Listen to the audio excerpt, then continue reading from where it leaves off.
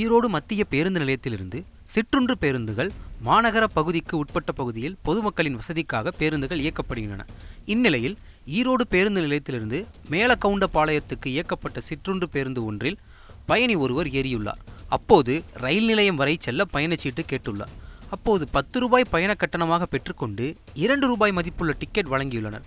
இதனால் அதிர்ச்சி அடைந்த பயணி நடத்துனரிடம் கேட்டுள்ளார். 10 ரூபா வாங்குற என்ன கணக்கு? அப்படிதான் ஆபீஸ்ல வாங்க சொல்லிருக்காங்களா? டிகேஎன் ஆபீஸ்ல வாங்க சொல்லிருக்காங்களா? மினி பஸ்ல?